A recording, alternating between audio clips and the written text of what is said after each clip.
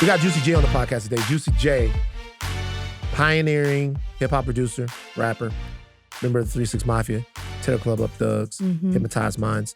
Talk about his new book, Chronicles of the Juice Man, a memoir. Got Juicy J coming up. We talk about a lot of things. Yeah. Logic. We talked about Logic. We talked about drugs and rap. Drug use. His past. What else? He doesn't hold back, which he also doesn't hold back in this book, which is great. We talked about how he feels about, the group overall. We talked about how he feels about current rappers and Memphis and even maybe some career aspirations that he may have in the Juicy future. J he's got stuff he wants to do in his future.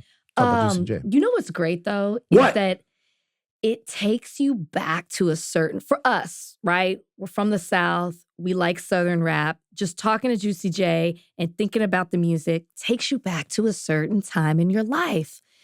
A simpler time. I don't want to share this moment with you. Why? Because I don't know. I feel like I want this for myself. You want what for yourself? The Juicy J moment, the moment of Southern rap. I want to exclude you. I'm not sure why. You need to explain more. I'm the old nigga. The only person on this show. Why you gotta be older to appreciate the 3 only 6 person Mafia? On this show that gets to reminisce is me. You're a young lass. Okay. You don't get to look back, okay? You're a young lass. Stop. You got to think about the future, We're the Rachel. same age. No, we're not. Well, we're in the same, like, there's a range. We wouldn't have even been in the same high school There's together. a range, though. You're a young You lass. will not take this away from me. You're I a remember. lassie. That's what you are. Are you a lassie? True or false? No. I remember having to sneak to listen to the music. I remember being initially scared of the music. See what I'm saying? Hold on. I remember being like, can I listen to this? Can I not? It just takes me back. I loved, I don't know it to the levels that you do, but I definitely love listening to 3 6 Mafia growing up. And it reminds me of my youth. And I can have that, Van. Sorry, you don't get to keep that for yourself. Nah, you're still in your youth. Juicy J, I didn't say I wasn't. All right, there it is. And I'm saying I'm not. But Juicy J and his music and 3 6 Mafia, you like it. It impacted us all. And The so Judge today wasn't was a fucking with real treat. You think the Judge? Who's your judge? Who's the 10 Commandments, the Battle of Jericho was allowing me to listen to 3 6 Mafia? Who is the Judge's favorite rapper? He doesn't have one that I'm the aware of. Judge doesn't like one rap song. That's a really great question. I've never asked him that. He's more of a blues guy. Mm-hmm. Johnny Taylor, Big Face Hundreds. We love Johnny Taylor. We grew up listening like Howlin' Wolf. Mm-hmm. And my dad loved this guy from New Orleans called Rooster that he met when he on a corner of a street when he was working in Louisiana. So the Judge didn't hear like one rap song and be like, I like that. I'm sure he did, but I've literally ask him. Ask the Judge right now. I need to know what the Judge's favorite rap song of all time. Well, I should be like Fancy by Iggy Azalea or something like that. Can you imagine? That would be the type of shit that the Judge would like.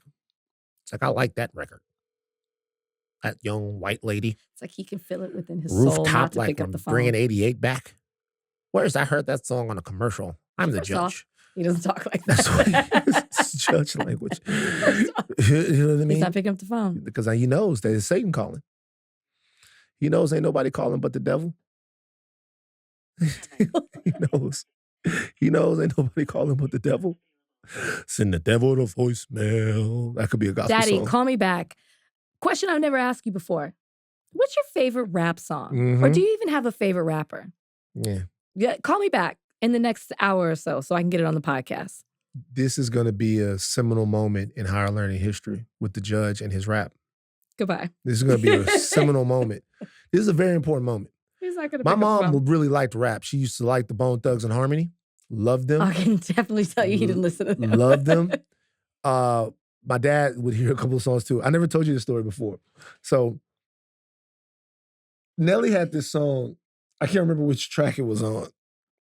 And it was called, you remember that song? You Can Find Me in St. Louis. Yeah. Some dirt down to some there. Hey, others just smoke and fuck all day. Okay. So my mother loved that song. She was like, she would walk through the house like just singing it. Like, because she would listen to Nellyville. I had Nellyville. I can't remember which Nelly was on, but it's like, Mama would be like, you can find me in St. Louis. Some feels young and some feel hey. Others just smoke and fuck all day. And my dad used to drive him crazy. You hear that? That's your mama. That's your mama right there. And what is she in this house doing? This is a house of God. Your mama in here talking about smoking and fucking. That's kind of example she sets for her children. Mm-hmm. Mama just like to have a good time. Ebony knows that story. Talk about some smoke and fuck all day. What kind of shit is this? She would sing it though. She'd sing it. You can find me in St. Louis. I do that with rap songs smoke too. And fuck all day. Mm-hmm. Bonafide legend on the podcast now. Bonafide legend. Appreciate you know what? That. When I say legend, I mean a legend, and y'all know he a legend, but I don't even think that he gets the credit for the amount of legendary shit that he has been a part of. Mm-hmm. One of the founding voices in not just hip hop, not just Southern hip hop, but hip hop period. You know the sound, you know the man. His name is Juicy J. The book is Chronicles of the Juice Man, a memoir. Oh my God. Yes, sir. Juicy J joins us today on Higher Learning. My brother, what's up? Man, just chilling, man. Having a great day, man. You know what I'm saying? Feeling good. Drinking water. Drinking water. Staying hydrated. Let me ask you a question. This is going to sound like a stupid question, but have you always drank water, or did you get to a point in your life to you were like, it's more important to drink water now than it ever has been before? I got to a point in my life, when you smoke a lot of weed, you get that cotton mouth, man. So you got to stay hydrated, man. Juicy, let me ask you something. You just real quick, you've done so much. We've seen you for so many times, so much over the years, Academy Awards, all of the time that you've spent on the screen. Why was it important for you to write a book? It's that time, man. I was in that mode. I was in that vibe. I was going through a lot at the time too. My mom was sick with cancer, and then she ended up passing away. Oh, sorry. So I mean, I just did. I was gonna do it like a few years back, but I just started writing it and expressing myself, letting people know what was going on in my life. It's a good inspirational book, man. It's not just for everybody in the music business, for people outside the music business. It's a real story about real life, real life situations. It reads like a diary, Juicy J. It really is. Like once you pick it up, it's hard to put down. And also, like Van and I are both from the South. So this is also, I'm Texas, he's Louisiana. So this is also a moment for us too. But one of the things that I appreciated in the book, and there's a lot to appreciate, is that you really open up personally. I know that you keep your personal life private, your family life, but in this book, you decided to open up and even particularly talk about mental health. And I know that your latest project also addresses that. Why was that so important for you? Because we don't see that a lot. I mean, now that's maybe a little bit becoming an old narrative because we're starting to talk more about it. But why was that so important for you to address that and on a personal level? Because we all go through mental health issues every day, and I felt like, I talk about strip clubs and this and that, and people see me out and they see me smiling, and, smoking weed, having fun and trippy and all that stuff. But I live a real life, and I want people to understand that I live a real life, and I go through ups and downs. I have great days and I have bad days, and I've been down that road. I understand. I get it. Everything I say in that book, people can relate to. So it was just time for me to just share my truth. My personal life, things like that, and I just felt like it's just that time. I've been going through so much, and it's hard to hide it. I talk about it on my album, Mental Trillness, about my mom, about this, that, situations in life, not trusting people, being very paranoid all the time, and growing up in Memphis. So, it's just the vibe I'm on right now. Let's talk about Memphis for a second. I've said on this podcast before that I think Memphis is the most underrated city as far as hip hop. Yep. Tell you what happened. I'm in Baton Rouge. I'm doing my thing. My homeboy, Gino, he comes down from a place called Black Haven. He always talking about Black Haven. That's where he's from. Yep. He brings his music back. I don't know, maybe it's like 93, 94. And we started listening to this shit. And at first, Juicy, I'm not going to lie, bruh, we had to hide it from my parents because they weren't feeling the whole 666. I want to talk about it. Yeah, I had to hide it. You know what I mean? But the music comes through, and he put this shit on, and it was some dude on the record like, lick my butt, lick my butt, lick my butt, the whole nine. And I'm like, what the fuck is this shit? Like, bro, what you got us listening to? He like, nah, nigga, you gotta get into it.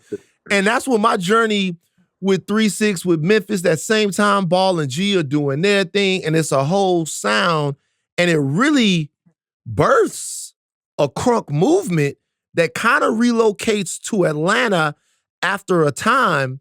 And I feel like Memphis, with all the acts that have come out of Memphis, still has yet to get the credit that they deserve as one of the most fertile grounds for hip hop that we currently have. Do you think that Memphis is an underrated and sometimes overlooked city in terms of hip hop? Yes, it's always been a diamond in the rough, but now it's starting to open up. People are finding out and figuring out, a lot of Memphis rappers are doing amazing jobs right now, killing it in the game. So it's happening. It just took a long time. You're right. A lot of people have taken little certain things here and there and, styles and vibes of Memphis, but now we're getting our credit, it's happening slowly but surely. I'm going to piggyback on that because in the book, and this is something I didn't know, you talk about stealing sounds or maybe even a name here and there. You talk about the relationship with Bone Thugs and Harmony.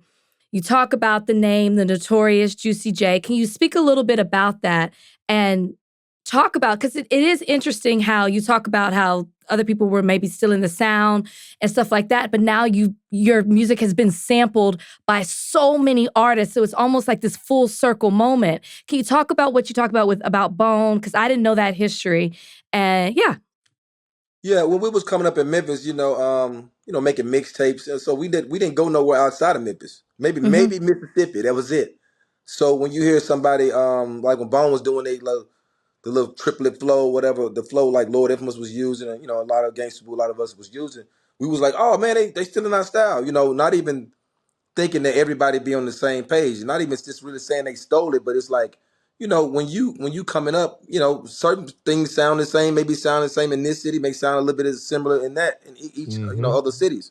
So we just, we was young, man, we was like in our early 20s. I could have been probably 20, 21, and Gangsta Boo probably could have been 17. Paul could have been like 18. So we thinking like, oh man, they still in that, we young niggas. So we like, oh, they still in our style, you know what I'm saying? And then, I saw that like the Notorious Big, and I was like, back in the day, I used to call myself the Notorious Juicy J. So I was like, man, I wonder did they hear my mixtapes, man? He called himself Notorious Big. But not even saying that, that happened, but because I don't know. I'm in Memphis now. I'm a young Memphis nigga, you know what I'm saying? Small city, small town. And I'm just like, on the inside looking out like, oh, yo, these people are stealing our stuff. So, Did you ever ask? When you're youngin'.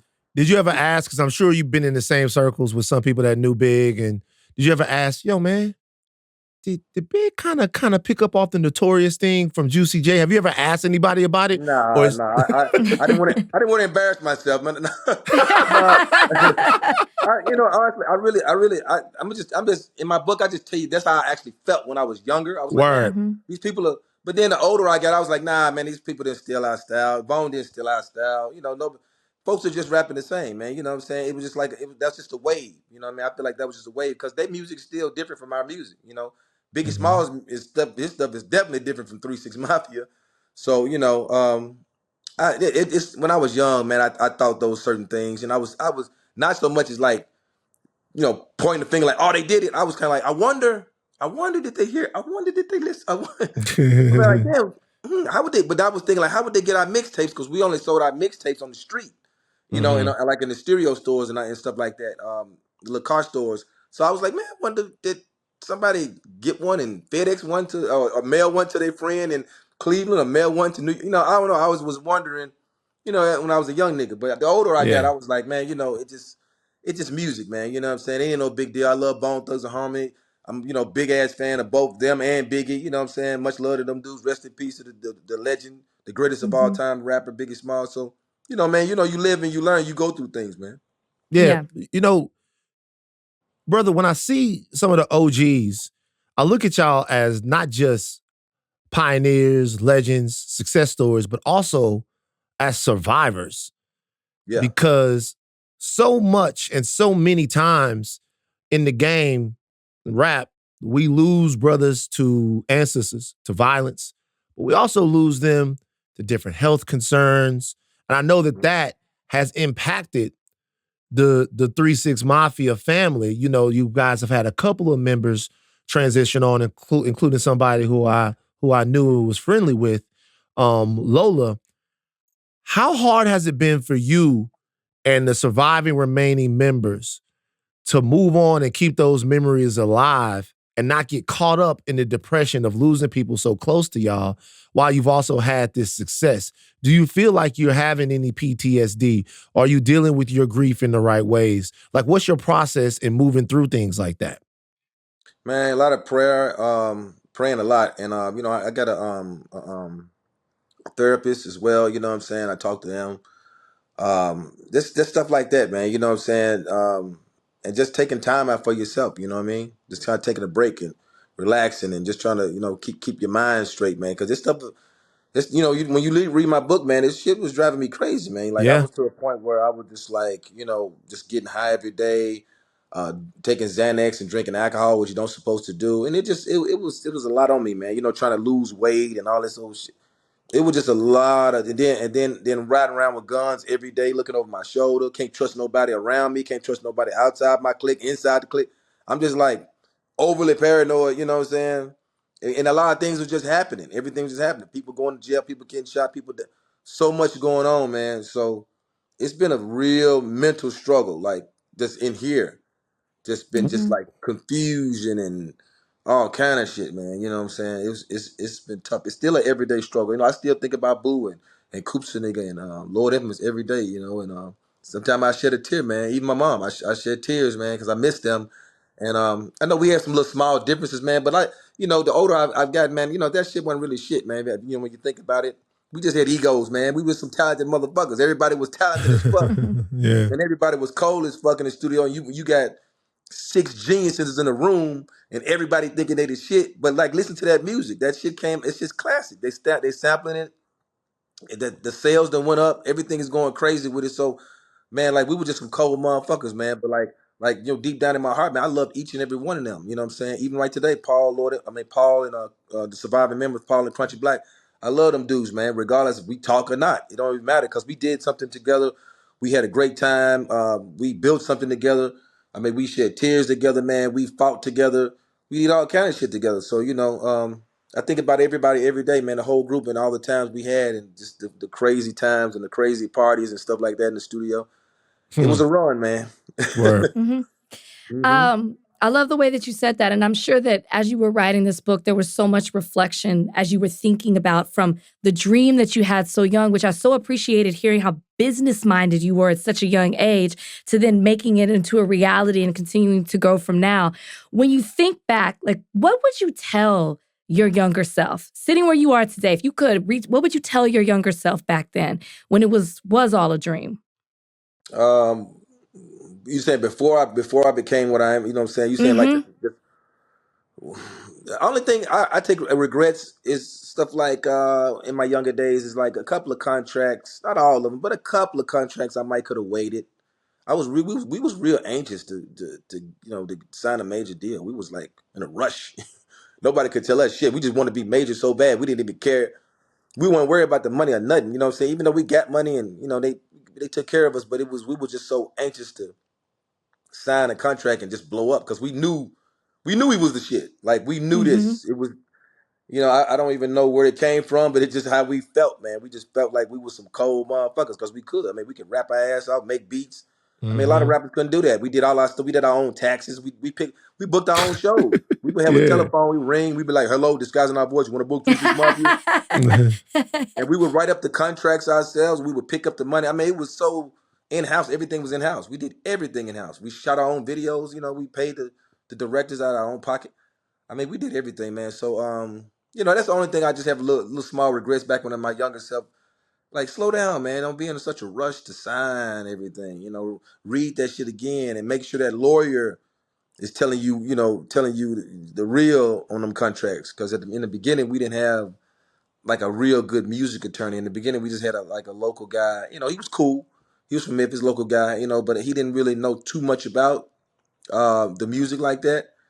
But hey, it worked out. I'm not, Hell we yeah. wasn't tied in. We wasn't in a slave deal, but we own 85% of our masters and stuff like that, and we own all the publishing and stuff like that. So, I mean, we made it out okay. Mm. Yeah. You talked a little bit about some of your struggles with drug use and some of the things that you did to cope while the stress was getting heavy. What do you think about the drug use that exists in hip hop today? What do you think about the culture that exists around some of the brothers and the pills and the sisters as well, the pills, all of that stuff that over the last 5 to 10 years has become a real heavy part of it? What's your opinion? What's your opinion on the drug culture in hip hop today? Today, I hate it because it's like they put that fentanyl in everything, man. One thing about me when I was taking drugs, and every now and then, no bullshit. I may have to take a half a Xan when I'm on a plane or something. But all my drugs are prescribed. All my drugs always been prescribed. I probably sipped a little lean from off the street, but I would just be very precautious with just grabbing somebody. Oh man, I got some Percocets. I'd be like, all right, cool. You know what I'm saying? I always really got my stuff from the pharmacy, from a doctor. I had a lot of it too. And stuff like that. But today's cultures, I just feel like everybody's buying stuff off the street. They putting fentanyl in it, and it's killing people on the spot, man. You know what I'm saying? It's killing them on the spot, and it's so fucked up. Every time I hear about somebody dying of a fentanyl, man, it just, man, I cringe, man. It hurt me. It hurt my heart because members in my group, have passed away allegedly Fentanyl, over yeah. that type of shit. So it's just Yeah. like that shit is fucked up. I mean, like, I tell everybody, man, like motherfuckers that do drugs, I understand your addiction. I get it. I've been there before. Don't get it from the motherfucking off the street though.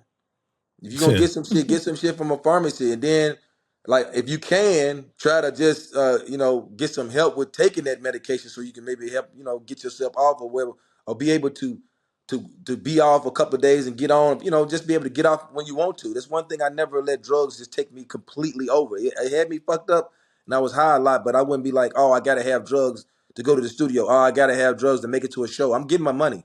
I'm Do you getting think my right now, do you think nowadays that rappers are rapping too much about their drug use?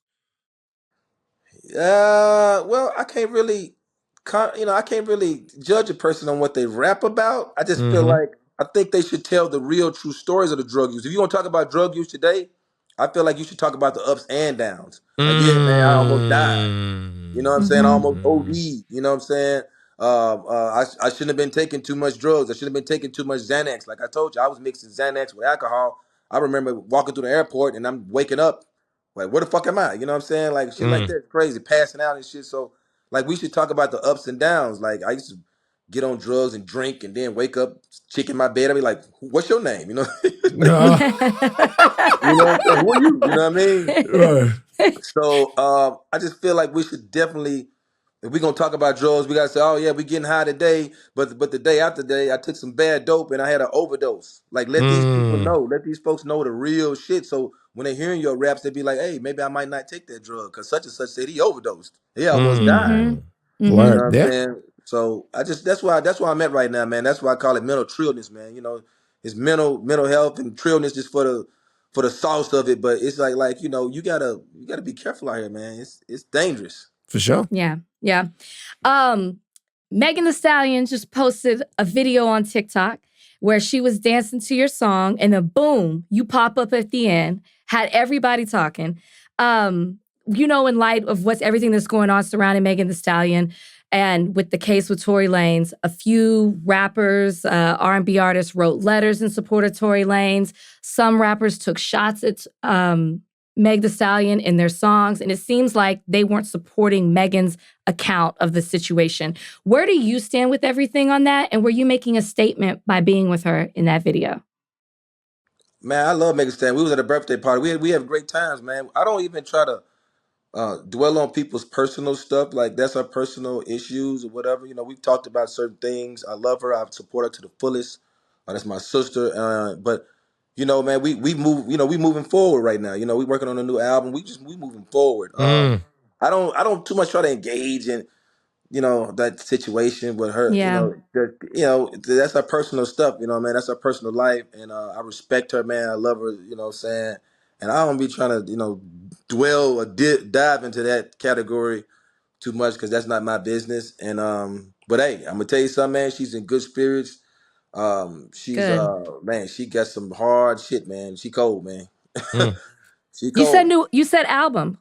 She's working. Y'all are working together on music. Well, Is that what you're saying? Okay. I didn't want to let that slide. Long time. We're Excited about that.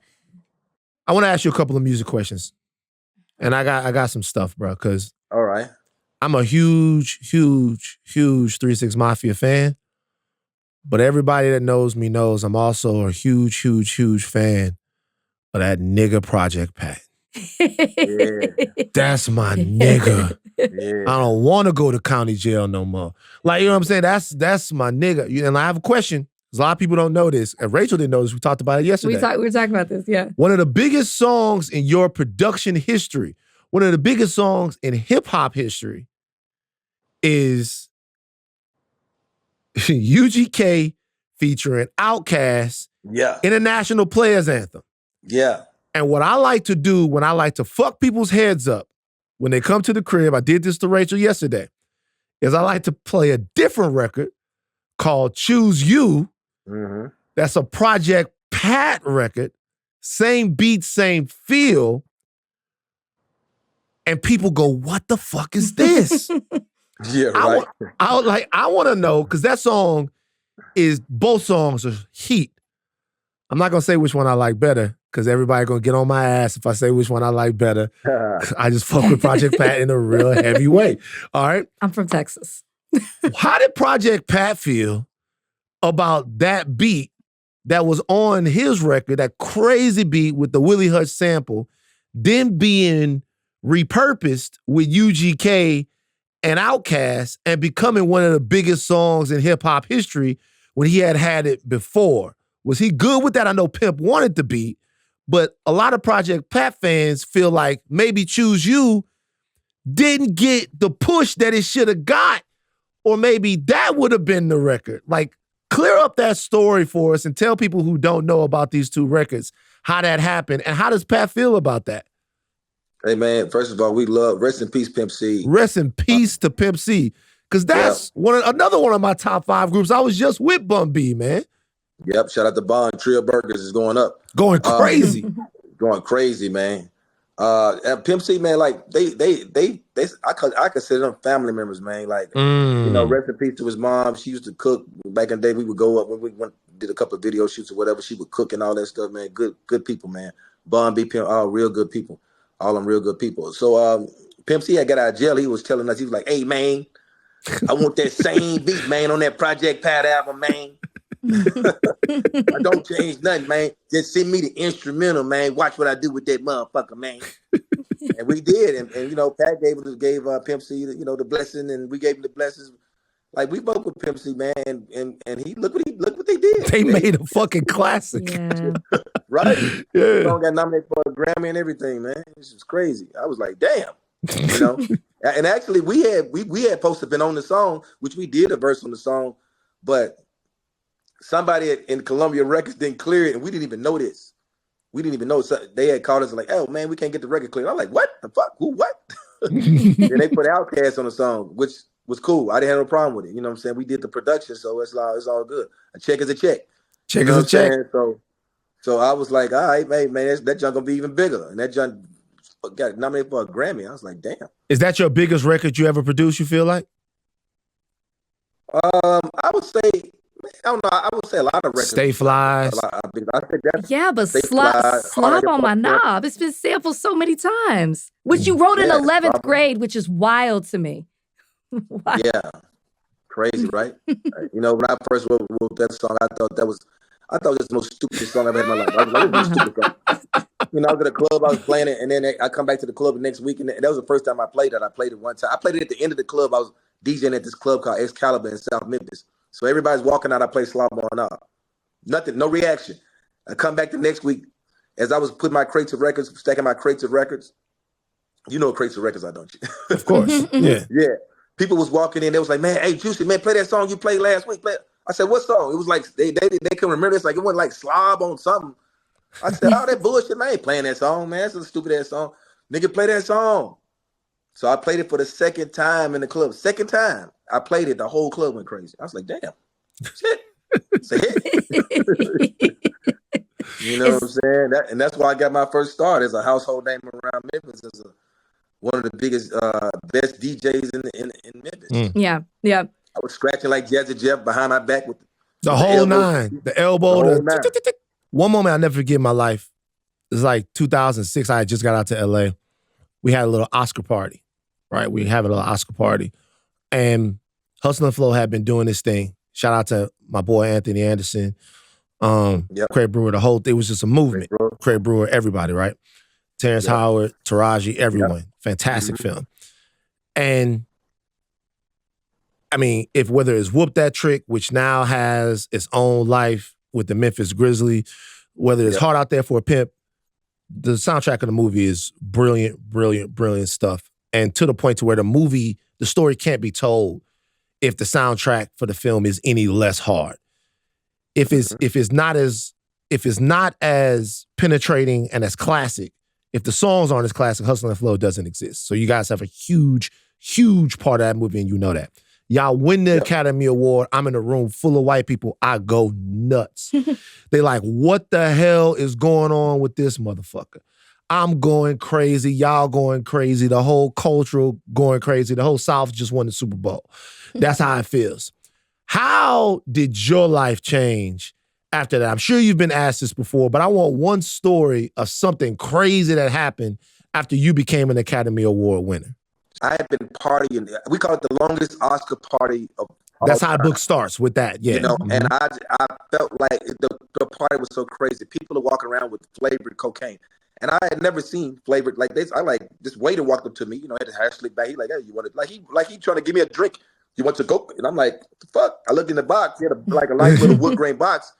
It had on that like cherry, blueberry coke, watermelon coke. I'm like, how the hell you mix flavors? Where y'all get the flavored cocaine at? Like LA is crazy, man. Right. I didn't do none of that shit though, but I was just like, I had never seen no shit like that. I mean, like I said, bro, it's been so many crazy times, bro. I mean, a Playboy Mansion. I remember seeing Donald Trump in there and a bunch of actors and a lot of cool people. And Juicy, what was Donald Trump doing in the Playboy Mansion, Juicy? What did you see?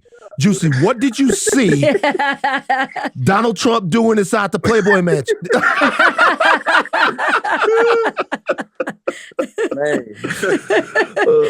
That Playboy Mansion was one hell of a place, bro. We was the first rap group to ever perform there, man. Rest in peace, yeah. Really? I mean, it was just like, it was. Keep in mind, after I won the Oscar, I was in what they call the grotto or whatever. The grotto. Yeah, the grotto. I met this porn star. She's like, get in. She takes off all her clothes. She jumps in the pool. I'm like, holy shit. I take off all my clothes. I jump in the pool. People having sex everywhere. And then I was like, I don't know, something hit me in the head. It was like, hey, you know you don't have a rubber right. Something was telling me in my head that, you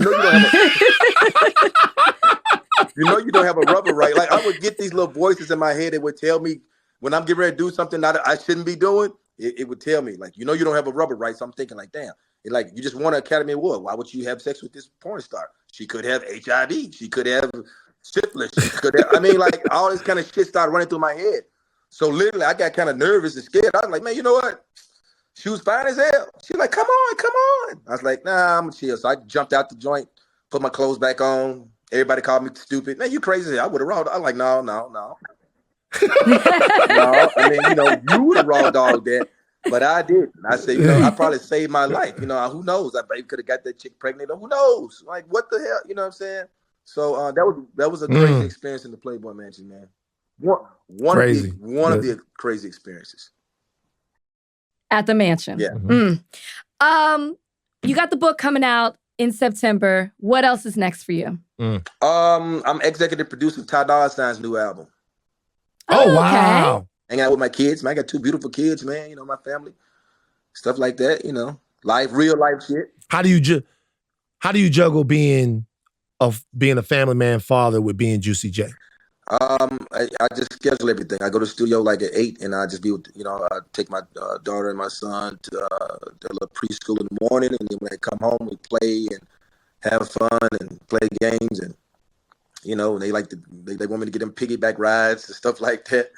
We might go to Chuck E. Cheese, or it's a place they like called Kids Empire. We might go there, or go to a park or something like that, And we just spend a lot of great time, man. I mean, like, that's what it's all about, man. Having family and good friends around you, man. Oh yeah, another thing too. I got an album coming out with Logic. Logic produced the whole album for me. Logic. Whoa, wait a minute. Wait, hold on. So you got a Logic produced the album for Juicy J. Yes, and I'm rapping on there. I'm going in. I'm on my New York shit. I'm on my boom. I ain't gonna say New. I'm gonna say boom bap. I'm on my boom bap shit. You're doing your boom bap. So you got a lyrical album coming out with Logic as a producer. Let me say something real quick.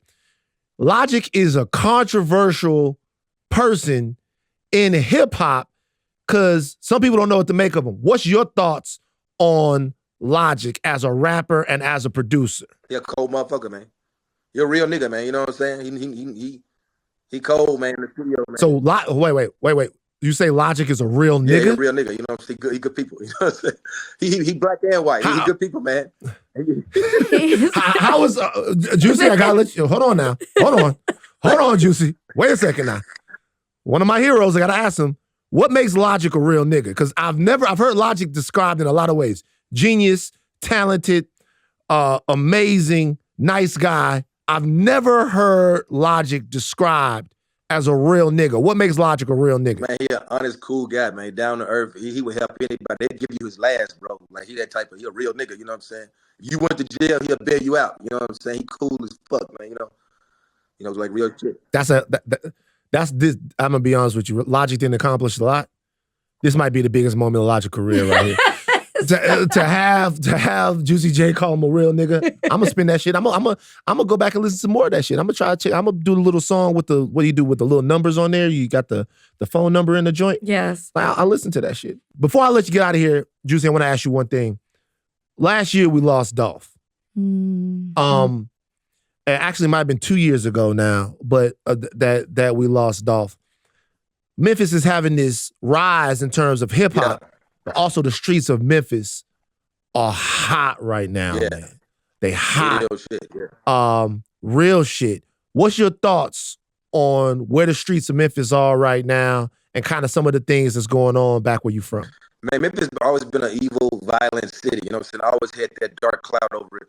I just pray every day, man, hoping that, some kind of way we can come together and stop the violence and try to just use our music. Because everybody in Memphis, a lot of people in Memphis, I'm going to say everybody, got musical talent. You can go down there and see a nigga working at McDonald's. So you just say, man, can you play instrument? He'd be like, yeah, I can play keyboard. I can rap. Niggas got crazy talent down there. You know what I'm saying? So I'm just praying every day, man. And, hey, when I'm done with music, maybe I run for a senator or something in Tennessee. Maybe I can come down there and help the community, which I help the community, but like really get down there and on some political shit and just get everybody, involved from the mayor to the different counties and get everybody involved as far as like having a stop the violence movement down there. You know what I'm saying? And like let's uplift these kids and maybe make some music museums and put these people in some programs to just keep their heads straight, offer better jobs for people. That's another thing too. They got some shitty jobs in Memphis, man. Niggas ain't making no money with them shitty jobs down there. So, but even right now, I'm always trying to tell niggas, hey man, stop the violence. Let's stop. Let's chill. Let's sit down and see if we can talk this out. You know what I'm saying? Before it get too crazy, and just try to just make money with this music and helping one another or whatever. Instead of pulling that strap out. You know what I'm saying? Word. Yeah. All right, that's Juicy J. The book is Chronicles of the Juice Man, a memoir. It is out in September through HarperCollins. A memoir of the Oscar-winning, platinum-selling rapper and a producer for fans of Rick Ross's Hurricanes. Why they got to mention Rick Ross' book in there? Let's put the Rick Ross book in there. Well, shout out to Rick the Ross. guy that wrote that is Soren Baker. He wrote my book with me. I gave him information. He put it out in words and made it make sense and put it together. That's a good book, by the way. I'm messing with Ross the homie. That's a good book. Juice, we appreciate you coming, bro. Yep. This is actually a real big moment in my life. Been listening to your music, big inspiration for me for a long, long time. Appreciate you coming on Higher Learning today with us, brother. Hey, thank you, man. Appreciate y'all, man. Blessings.